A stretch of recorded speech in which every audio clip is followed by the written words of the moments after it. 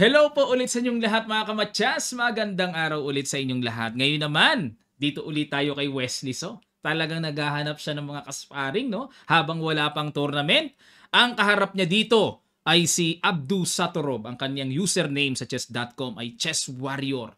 10 games ulit ang match na ito. Sasabihin ko sa end part kung ano ang naging score nila. Pumili ulit tayo ng the best game na masisiyahan tayo. Ayan. At dito po sa video na ito, magsosolve tayo ng puzzle na iniwan natin sa last round ni GM Torres sa Indonesia. At meron tayong panibagong puzzle at kaunting discussion lang dito sa quotation ni Garry Kasparov. Okay. Nag D4 si Wesley, D5 si Abdu Satorov, Slav defense ang pinasok, Knight F3, Knight F6, Knight C3 at nag A6. Isa po sa paborito kong variation ng Slav defense ay ang Chebenenko variation. Yun nga lang, syempre may drawback din yan. Tinirahan ni Wesley ng C5 para makontrol niya kagad ang weak B6 square ng black, nag-knight BD7 at nag-bishop F4. Ang purpose ni Wesley para pigilan yung nagbabadyang break ng black sa E5. Dito kasi merong tirang E5 dyan na magka-sacrifice ng pawn pag kinapture, magda-knight G4 na mababawi yung pawn at the same time yung pawn sa C5 babagsak. Pero ang pinaka main target dyan yung C5 pawn. Pag bumagsak yan, bumabagsak ang control ng puti sa sentro. Kaya hanggat maaari, pinapangalaga ang wag maka E5 ang black dyan at nag-knight H5. Tuloy sa pangi-istorbo dito si Abdu Satorov. Bishop D2, knight HF6 at nag-queen C2. Kung babalik po dyan sa bishop, F4, marami nang nangyaring ganyang games. Pabalik-balik ang aga ng tabla. Ayaw ni Wesley, queen C2, play on. At nag G6 para i-develop ang bishop sa G7. Inunahan na ni Wesley ng E4. Baka kasi unahan siya ng E5 break pero hindi po nagustuhan ng computer engine ang tira niya. Dapat daw ay G3 lang. Ayan, ang gusto. Bishop G2, then castle. Oh, ayan ang gusto ng computer di ba? Nag-E4 si Wesley, capture, Bishop G7 na wala sa talaan ng aklat dahil ang laging ginagawa dito ay Knight takes E4. Yan talaga ang natural. Queen takes E4, Knight F6 or Bishop G7. Pero dito, panibagong sangkap ito. Nag-Bishop G7 lang. Nilagyan naman ng bad move. Diba? Maselan tong si Stockfish computer Bishop C4, ayun na, pressure. Castle, Knight takes, Queen takes, Knight F6, and Queen F4. Ayun, medyo kinapos po, no? Tinuro ni Stockfish. Dito dapat bitin ka. Nabitin 10 bits. Nag-Bishop F5, Rook E1, develop, Knight D5, at nag-Queen H4, umiwas. Bakit naman kaya mali pa rin yung tira na yan, ano? Dapat daw ay capturing na talaga. Tapos ka-capturing ng pawn kasi hindi pwedeng capturing ng queen, bitin ang pawn E7. Ayun, tapos magku-queen E3, etc. etc. Yan daw dapat. Pero ang ginawa ni Wesley, nag-queen H4 and nag-bishop F6. Bad move na naman ang binigay na sign. Dapat naman daw ay E6 para queen to queen pang neutralize sa reyna. Tapos magku-queen G3 ang puti. O nga, no? Maganda yung E6. At balik tayo sa ginawang bishop F6. Tinapatan ng bishop na dapat knight naman daw ang tira. Okay, pinapakita ko po sa inyo yung accurate na nakikita ng AI natin, artificial intelligence natin na computer engine. Sa panahon ngayon po ang AI napakalakas. So bishop G5, nag-H5 dito. Wala pa namang atake sa H-pawn, bakit daw nag-H5? So dito raw ang logical move, capturing yan, takes and knight F6, balikan para madepensahan ang pawn sa H7. So yan ang accurate. Pero balik tayo sa ginawa na H5, nag-H3 para ang gusto ni Wesley mag-G4, ma-atake niya ang king side. Pero by computer, the move is bishop takes knight. Yan, queen takes, then takes, yan, queen takes, etc. etc. So, yan, okay? Pero H3 ginawa ni Wesley, nag-king G7. Kita nyo po yung simbolo. Walang tigil, walang pahinga sa AI, ano? Dapat daw ang tira ay E6 pa rin. E6. Oh, malupait sa E6 para ka-capture na doon sa G5. Ayun. Pero ginawa, H3, king G7, Nag G4, ayun, tinamaan na ng computer engine. Star, ang tira na yan. G4. At kinapture, correct. Queen H6, good move. King G8. Bishop takes F6, bad move. Dapat daw ay H takes G4, Bishop takes G4. Ano bang plano nito? Para mabuksan yung H-file no? Kakapture dito. And pag kumapture ng pawn dyan, so walang knight G5. Magda knight H4 to attack the G6. Ayan. Kitang-kita sa evaluation bar, lamang ang puti. Pero hindi ganun kalakihan. Okay, balik tayo mga kamatyas, no? Pero after King G8, ang ginawa dito ni Wesley, nag-bishop takes, pawn takes. Naku po talaga, knight daw. Dalawa na lang ang pagpipilian. Mali pa rin yun, brand X pa rin, no? Knight H4. Yan, nilagyan ng thumbs mark o thumbs up. Nag Queen D7, Bishop takes D5. Talagang wala. Blunderations para kay computer engine yan. Dapat daw po H takes G4. Pag nag-Bishop takes G4 and ang lalim ng tiers. Ang lalim ng tiers, so Rook E3. Brilliant to. Para ilalagay sa G3 to attack the G5. Ma-pressure yung Black King talaga. So, hindi pwede yung Knight takes Rook. Kasi mayroon pong Knight takes G6 na hindi pwedeng capturein ang Knight na kapin and threatening Queen H8. No soluciones. Matchas. 'Di ba? Walang solution. Ang galing talaga ngayon ng computer engine. Malakas talaga. So, yun pala ang laman, ano? Pero ang ginawa dito ni Wesley ay nag-Bishop takes Knight, Queen takes D5, Pawn takes, nag-Bishop C2. Ayan, questionable. Bakit naman daw Bishop C2? Dapat daw ay Bishop to E4 lang.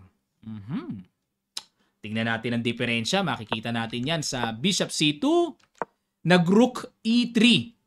Ay, oo, malakas tong Rook E3. May nakikita ako dito mga kamatyas, mag-Rook H3. Ayun, na aalisin na lang ang harang ng knight, mga ganun-ganon. Then may mating pattern na nasisilip tayo sa dulo. At dito nag-Rook Fe8, blunderations na bitaw ni Abdusattorov na dapat daw ay Queen G5. Queen to Queen na, hamunin na ng Queen to Queen. Obligado ng awatin yan. Ngayon, balikan natin itong Rook Fe8. May huling bitaw dito si Wesley na hindi mo lubos akalaing may ganun na pala. Isang tira lang. Resign si Abdusattorov mga kamatyas. Ipapasel ko sa inyo. Sa ilang sandali lang, tutuloy kagad natin. Start.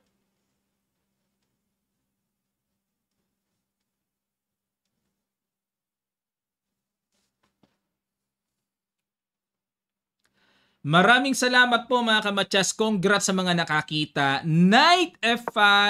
Brilliant move.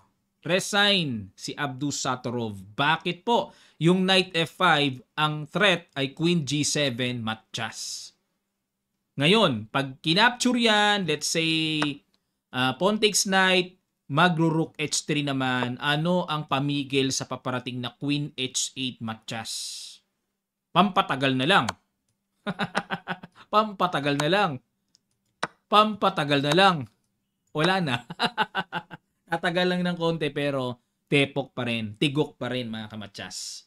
Pag Knight F5 ni Wesley, talagang totally walang solution. Knight F5.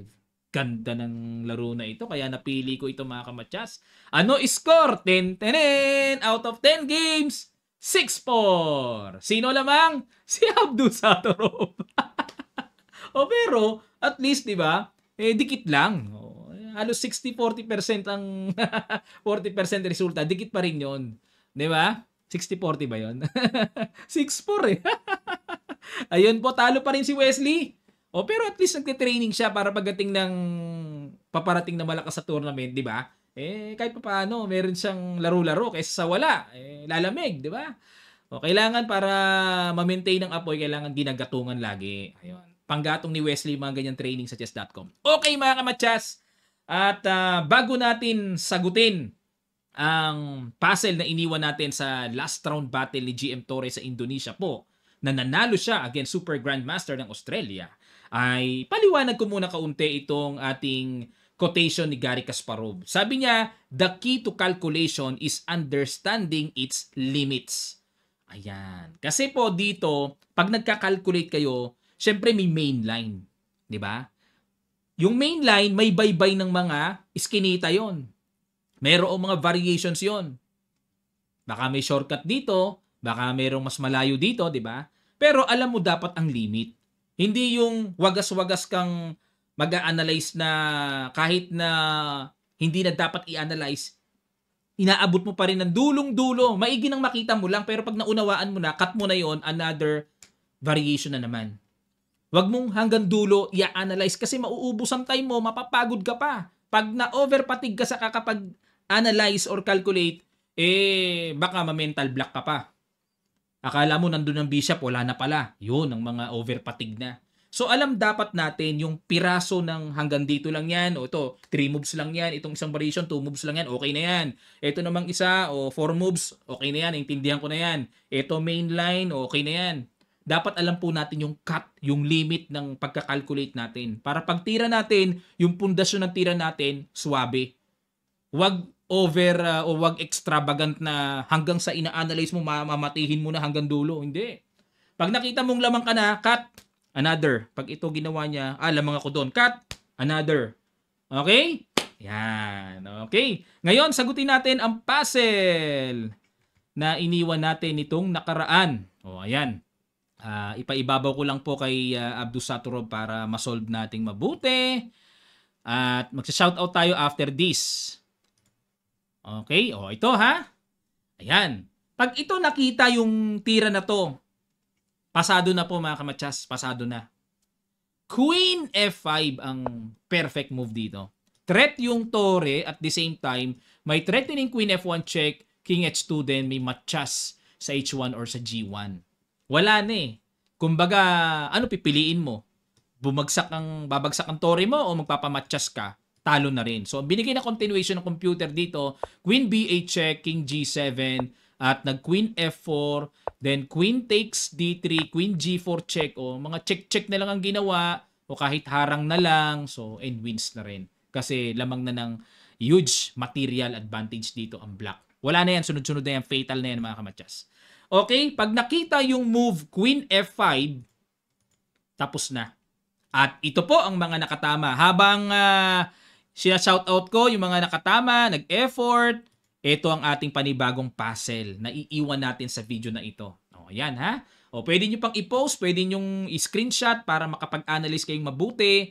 Black to play ito. Black to play and find the winning way. Yung pinaka-pwersado, the best, hindi assuming moves ha, hindi yung nagpapatalo lang. Tingnan nyo po yung i-maximize nyo yung magagawa ng black dito. Ganun din ang depensa ng white.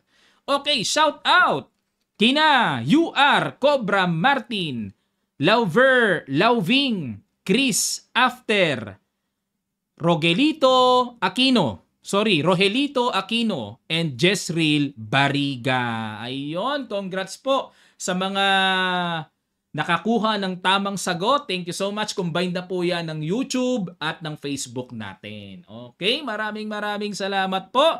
At sa lahat po ng mga nakatama, iniipon ko lang yung mga names. Pwede tayong magpa-raffle. Tapos, halimbawa, sa end of the month, by May 30, so let's say raffle, kung sino ang mananalo, tatanggap ng merchandise. So, tingnan namin kung ano yung merchandise na mapapadala namin. Pwedeng chess mat, or pwedeng t-shirt, pwedeng etc. Kaya sikapin nyo po para makasama kayo sa raffle dun sa mga nakatama. No? Mas masipag sumagot, mas maraming tama, mas maraming entry, mas malaki ang chance manalo. Sa mga nagtatanong po ng ating merchandise, nasa Shopee lang, Kamatyas Sporting Goods Shop, nandun po yung aming mga products. Okay, kita-kits mga kamatyas!